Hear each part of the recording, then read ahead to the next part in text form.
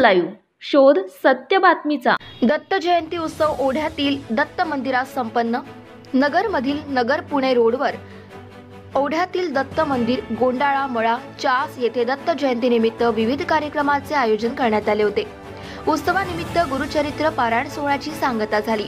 दत्त जयंतीला सकाळी 8 वाजता श्रींचा महाभिषेक सोहळा, होम हवन, नंतर दुपारी 3 भजन कार्यक्रम आणि सायंकाळी 7 वाजता भजन संपन्न झाले। सायंकाळी ठीक 6 वाजता श्रींचा पाळणा आणि जन्म सोहळा मोठ्या उत्साहात संपन्न झाला। सर्व मंदिर परिसराला फुलांची सजावट करण्यात येऊन विद्युत रोषणाई केली होती। आज दुसऱ्या दिवशी सत्यनारायण महापूजा सकाळी 9 ला संपन्न झाली आणि त्यानंतर दुपारी महाप्रसाद संपन्न झाला। 2 दिवसीय कार्यक्रमासाठी शहरासह राज्यातून भाविक भक्त मोठ्या संख्येने उपस्थित होते। सकाळपासून ते रात्रीपर्यंत भाविक दर्शनासाठी गर्दी केली होती। तर परिसरात विविध ठिकाणी दुकाने आणि खेळणी होती। केडगावच्या पुढे असलेले हे मंदिर पुरातन क्षेत्र असून येथे दत्त महाराजांच्या दगडी स्वयंभू पादुका आहे। ओढ्यात असून दोन्ही बाजूने डोंगर आहे आणि मध्ये दत्तक शेत आहे।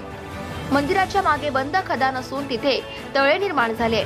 गेली अनेक वर्ष येथे उत्सव साजरा केला जातो आणि 20 वर्षांपूर्वी येथे मोठ्या स्वरूपात मंदिर बांधण्यात आले आहे।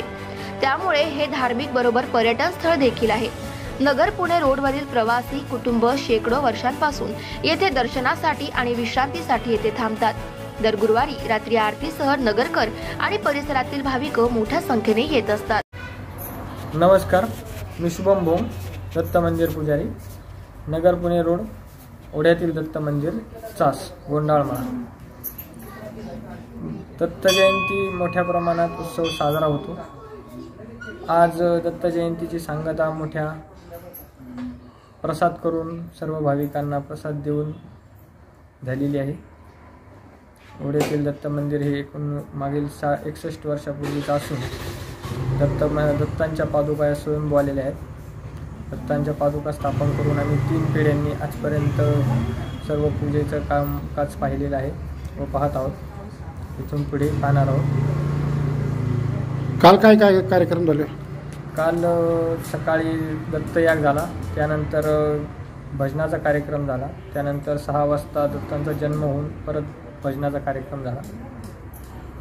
किती लोक आले साधारणतः काल? आज 2-2.5 हजारपर्यंत लोकसंख्या होती दर्शनाला आलेली।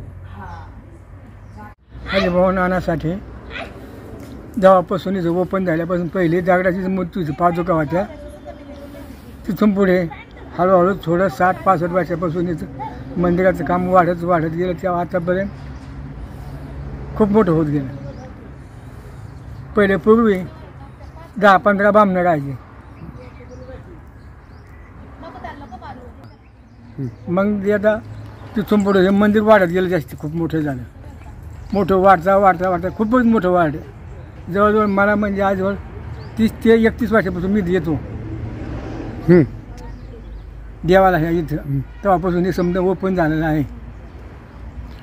कुठून लोक येतात तिथं? इथं त्याचा काय तपास आहे होय, किती लांबचे लोक येतात? आता आपलं काय सांगतात लोक कुठून येतात, कोणते काय नाव सांगतात आपल्याला? इथं पहिले एक आड होता, आडाजवळ त्याच्या पादुका होत्या आणि मग तिथून पुढे त्या देडगावकरांना पसंत झाल्यामुळं त्यांनी ते हळूहळू हे समजा डोंगर होता इथं, त्याचं सपाटीकरण केलं, व्यवस्थित केलं, मग समजा एवढं देवस्थान हे वाढलं गेलं। हां, मला माहिती आहे। इथं माधव भोंगांनी पारावणी केलं, खूप दिन बाई आज झालेलं असताना तसं त्यांनी पारायण केलं। मग तिथून पुढं समजा मग थोडे मोठे मंदिर होत चालले। महाराष्ट्रातील लेटेस्ट बातम्या पाहण्यासाठी महाराष्ट्र न्यूज चॅनलला यूट्यूबवर सबस्क्राईब करा आणि बेल आयकॉन प्रेस करा।